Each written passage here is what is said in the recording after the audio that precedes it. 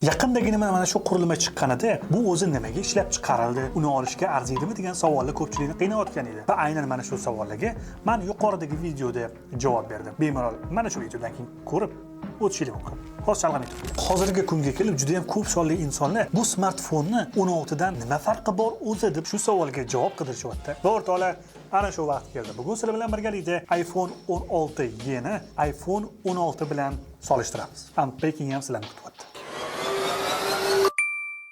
Hammaga salom, bu Abdullajon. Yangi iPhone 16 chiqqanida juda ham ko'p sonli insonlar uni iPhone 16 ga o'xshatib, bu Tim Cookni pul yuvish uchun navbatdagi rejasi deb o'ylashdi. Rostdan ham shunaqami? Bu narsani bugun sizlarga sinab ko'rsatib beramiz. Qo'limda yangi iPhone 16. Buni hozir ko'zingizlar oldida unpacking qilib batafsil javob beraman. O'zim hali iPhone 16 olganim yo'q.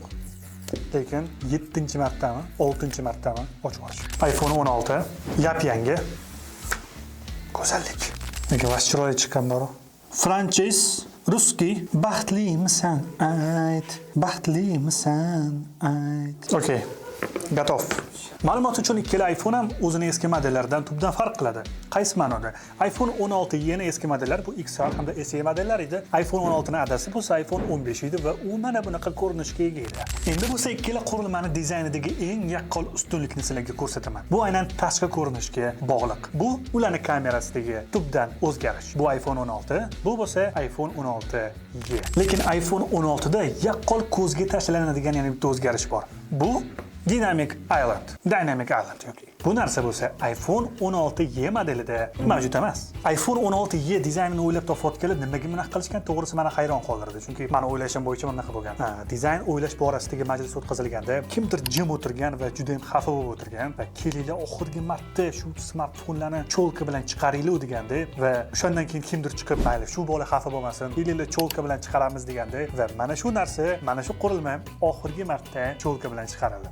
Meniga shunaqa deb o'yladim. Chunki cho'lkalar juda ham eski dizayn hisoblanadi. Qaysi ma'noda? Hattoki hozir juda ham ko'pchilik Android telefonlar ham Dynamic Island bilan o'zining smartfonlarini chiqarishyapti va yana iPhone o'zining eski dizayniga qaytib, mana sizlarga yana cho'lka deyotgandek tuyuldi menga, to'g'risi. Menimcha dizayn tomonlama iPhone 16 yaqqol g'alaba qozongan va bu borada hisob 1-0 iPhone 16 tomoniga. Lekin bitta yaxshi tomoni ham bor. Qurilmani displeyi borasida biz hech qanaqa kamchilik eta olmaymiz. Qurilma flagman modellarga o'rnatilgan OLED displeylarni bu qurilmaga ham o'rnatdi. Menimcha aynan ekran borasida majlis o'tkazilayotganida majlisda shunaqa narsa bo'lgan.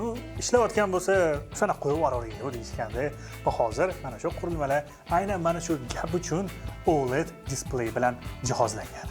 Qo'ymasa ham bo'lmasdi. Displey borasidagi qolgan ma'lumotlar bo'lsa, ko'z bilan ilg'ab bo'lmas darajada. Demak, umuman olganda hisob displey borasida 1-1. Umumiy hisob bo'lsa 2-1 iPhone 16 oldinda. Protsessor masalasida ham o'rtoqlar Apple kompaniyasi cheklanib o'tirmadi va uni flagman modellariga o'xshashini chin ko'ngildan xohladi. Ikkala qurilmada ham A18 chipi o'rnatilgan, ikkala qurilmada ham sun'iy intellekt bor va ikkala qurilmada ham bu narsadan bemalol foydalanishingiz mumkin. Demak, hisob yana 1-1, umumiy hisobda esa 3-2. Apple'ning aynan iPhone 16 flagmani chiqqanida uni eng asosiy yengilligi bu kamera kontrol tugmasi edi.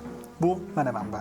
O'tgan safargi videoda buni olib chiqqan edik. Uni bemalol mashqdan o'tib tomosha qilib olishingiz mumkin. Bu tugma qanchalik foydali bo'ldi yoki foydasiz bo'ldi bilmadim, lekin uni foydaliligi ahamiyati juda ham past ekanligini tushunib, iPhone 16 ga bu narsani kiritishmadi. Menimcha bu narsani keragi ham yo'q. O'rnatish masalan. Qiziqarli tomoni iPhone 16 da aslida ikkita kamera bor, lekin buni ikkalasini ham bittaga sig'dirishgan. iPhone 16 da bo'lsa ikkita kamera, lekin bu juda ham ko'plab funksiyalarni bajara oladi. iPhone 16 ni 16 dan eng asosiy farqlardan bittasi unda 0.5 kamera yo'qligi. O'rtoqlaringiz bilan birgalikda Vine ola olmaysiz. Trolling qilish uchun suratlarga tusha olmaysiz. Undan tashqari Tim Cook bu telefonni olayotganlarning ustidan shunaqangi kulib tashladiki, qurilmaning ichida action rejimi ham yo'q kameraga olish uchun va kinematografik rejim ham mavjud emas. Kamera borasida iPhone 16 yaqqol ustun. Demak, hisob 1-0, umumiy hisobda esa hisob 4-2 va bu raundda ham iPhone 16 g'alaba qozondi. Apple kompaniyasi iPhone 16 ni batareyka bardoshliligi bo'yicha ochiq ma'lumotlarni berib tashamagan, lekin bizdagi uzun quloq ma'lumotlarga ko'ra video 80 soat davomida audioni sizga tinmasdan qo'yib bera oladi. iPhone 16 bo'lsa yaqqol ustunlikka ega 26 soat davomida videoni va 90 soat davomida audioni tinmasdan qo'yib berib turadi. Buni ustunlik desa bo'ladimi yoki yo'q bilmadim, chunki mantiqan o'ylab qaraydigan bo'lsak hech kim bu dunyoda 26 soat tinmasdan video ko'rmaydi yoki 90 soat audio eshitmaydi. Shu sababli ham buni ustunlik desa bo'ladimi yoki yo'q bilmadim. Chunki batareyka borasida, akkumulyator borasida, quvvatlanish borasida bu qurilma juda ham antiqa unda MagSafe mavjud emas. Mayli iPhone 16 tomoniga hal qilamiz 4-3. Va eng asosiysi o'rtoqlar, narx bo'yicha iPhone 16 Amerikada $799 boshlab sotiladi. iPhone 16 bo'lsa $599 boshlab sotiladi. Lekin Toshkent shahrida iPhone 16 smartfonlarni $1000 boshlab sotishyapti. Lekin $1000 nimalar olish mumkin, o'zingiz juda ham yaxshi bilasizlar. Bilmaydigan bo'lsangiz Smart Life do'konlariga keling, sizga sotuvchilarimiz bemalol hammasini ko'rsatib, qulog'ingizga qo'yib qo'yishadi. Demak, umumiy hisobda kichik ustunlik bilan iPhone 16 g'alaba qozondi. Bu albatta mantiqli, chunki bunda ustunliklar ko'p. Lekin o'rtoqlar, baribir hisob borasida iPhone 16 ga ba'zi bir savollar bor. To'g'ri, uni dizayni minimalistik, uni atrofida juda ham kam detallar bor. Shunga maksimal tarzda harakat qilishgan.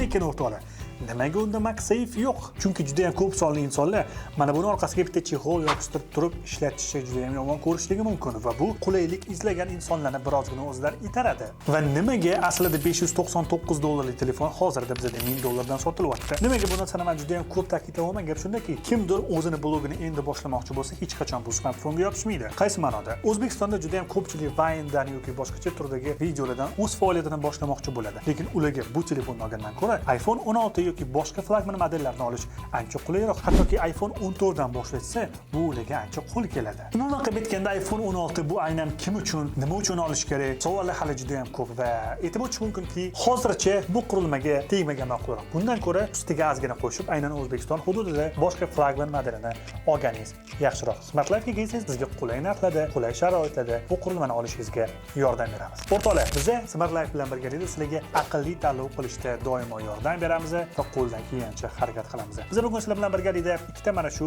trenddagi qurilmani solishtirib ko'rdik. Hammanglar o'zingizlar mana shu videoni ko'rdinglar va videoning oxirida aynan mana shu ikkala qurilma uchun 10 ballik sistemada baho berishingiz mumkin. Hammanglarni izohlarda kutaman va eng aktiv foydalanuvchilarga doimgidek biz qiziqarli sovg'alar beramiz. E'tiboringiz uchun rahmat. Keyingi ko'rsatuvda ko'rishguncha xayr.